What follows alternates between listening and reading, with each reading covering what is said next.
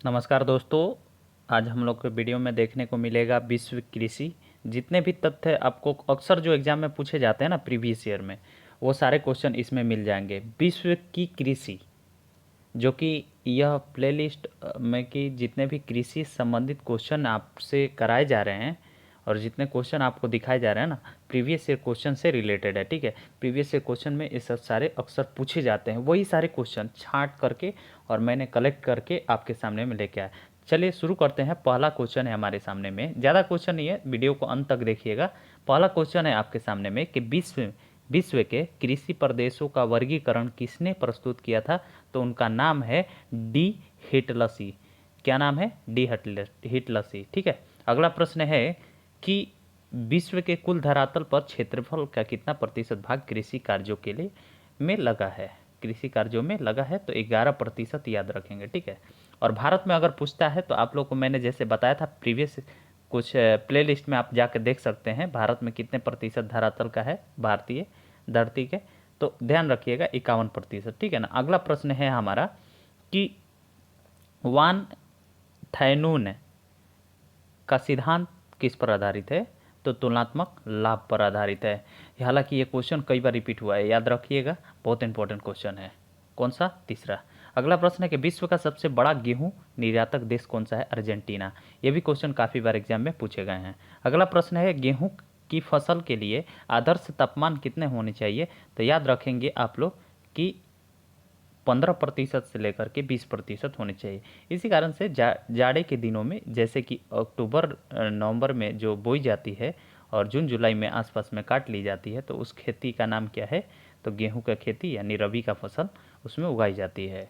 तो ये क्वेश्चन आप लोग पहले से जानते हो। चलो अगला प्रश्न देखते हैं कि नील नदी के डेल्टा क्षेत्र में सर्दी के मौसम में कौन सी फसल उगाई जाती है? देखो, कौन सी फसल उगाई जाती है? गेहूं की फसल, नील नदी के डेल्टाई क्षेत्र में। ठीक है, अगला प्रश्न देखते हैं कि गेहूं की कृषि संबंधित है तो किस कृषि से संबंधित है? अस्टेपी। अस्टेपी संबंधित है गेहूं की खेती के लिए। चलिए आगे बढ़ते हैं। अगला प्रश्न है कि गेहूं की खेती के लिए कौन सा जलवायु सबसे उपयुक्त होता है? उपयुक्त कौन सा जलवायु होता है? तो समशीतोष्ण होगा, जो वही जलवायु जो है गेहूं के लिए, गेहूं की खेती के लिए काफ़ी महत्वपूर्ण होती है। अगला प्रश्न हम लोग के सामने में है कि उत्तरी गोलार्ध पर संसार का कितना प्रतिशत गेहूं उगाई जाती है? तो याद रखिएगा 90%। अब बाकी जो है आपको दक्षिणी गोलार्ध पर उगाई जाती है 10%। आगे बढ़ते हैं। अगला प्रश्न है हमारा कि इटली में चावल के लिए कौन सा नदी घाटी प्रसिद्ध है? तो इटली में जो पो नदी है वो प्रसिद्ध है चावल की खेती के लिए, याद रखेंगे। अगला प्रश्न है गेहूं की खेती किस मृदा से संबंधित होती है? तो एक चेरोनोजम मृदा होती है, उससे संबंधित होती है गेहूं की खेती। ठीक है ना, तो मृदा का नाम याद रखेंगे, चेरोनोजम। ठीक है, अगला प्रश्न है आप लोगों के सामने किस फसल को जल भराव की आवश्यकता होती है? तो जल भराव आप लोग देखे ही हैं कि चावल की खेती यानी धान की खेती होती है तो जल भराव अति आवश्यक होती है उसमें। अगला प्रश्न है कि धान की खेती देख रहे हैं आप सभी कि धान की खेती के लिए कौन सी मिट्टी सबसे उपयुक्त होती है? तो उसमें चिकनी मिट्टी होगी, तो धान के खेती के लिए काफ़ी इंपॉर्टेंट होती है। ठीक है, अगला प्रश्न है कि मक्का की पेटी विश्व में कहाँ पाई जाती है? मक्का की खेती जो है सबसे अधिक अमेरिका में होती है। जैसे में अगर बात करते हैं हम मक्का के लिए, मक्का से संबंधित क्वेश्चन, रंग बिरंगी मक्का भी होता है, सबसे अद्भुत मक्का अमेरिका में ही पाए जाते हैं। अगला प्रश्न है सर्वप्रथम मक्का की खेती कहाँ हुई थी? तो मध्य अमेरिका में, देखो मध्य अमेरिका में। ठीक है, अगला प्रश्न है हमारा कि किस द्वीप में गन्ने की खेती उत्तम होती है? तो हवाई द्वीप में। कहाँ पे? हवाई द्वीप में गन्ने की खेती उत्तम होती है। ठीक है ना। अगला प्रश्न है कि चाय के निर्यातक क्षेत्र कौन सा देश सबसे आगे है?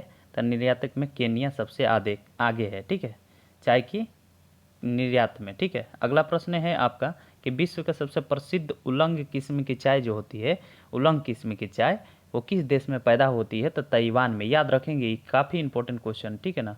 अगला प्रश्न देखते हैं कि यारवा क्या है? यारवा एक क्या है बताना है। तो यारवा देखिएगा, याद रखिएगा कि पराग्वे का एक चाय का सदृश झाड़ी वाला क्षेत्र होता है, झाड़ियों जैसा क्षेत्र होता है, उसी को यारवा कहा जाता है। अगला प्रश्न है कि चाय की खेती के लिए उपयुक्त जलवायु कौन सी है?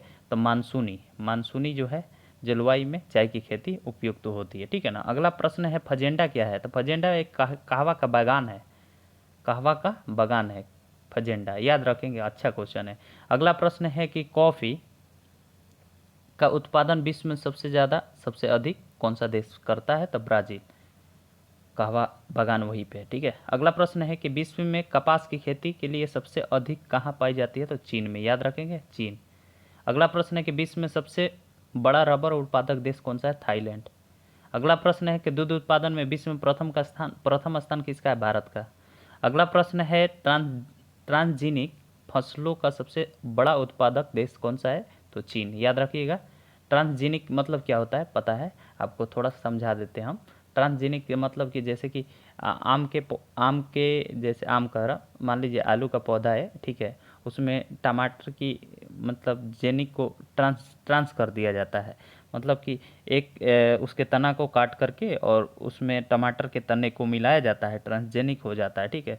तो उसमें आपको एक अलग तरह का फसल दिखाई देने लगता है, ठीक है ना। अगला प्रश्न है हम कौन सा घाटी अफीम की खेती के लिए विख्यात है, तो एक इजमीर की घाटी है, इजमीर की घाटी है, वहाँ पे अफीम की खेती ज़्यादा होती है, ठीक है ना, सबसे विख्यात है पूरे विश्व में। जूट उत्पादन में भारत का स्थान पहला है, याद रखिएगा, बहुत अच्छा है, जूट उत्पादन और दूध उत्पादन में, ठीक है ना।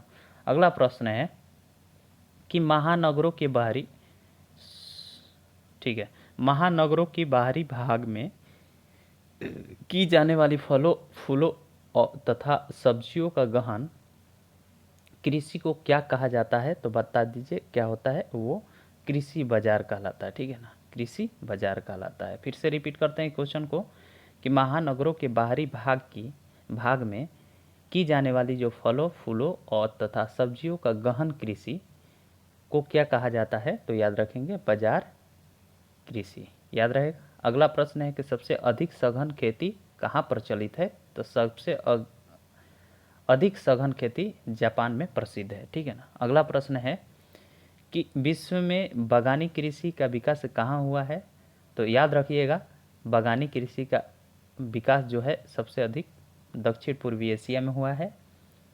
आगे बढ़ते हैं, अगला प्रश्न है हमारा कि स्थानांतरणशील कृषि का शुभारंभ कहाँ हुआ था, थाईलैंड में हुआ था, ठीक है।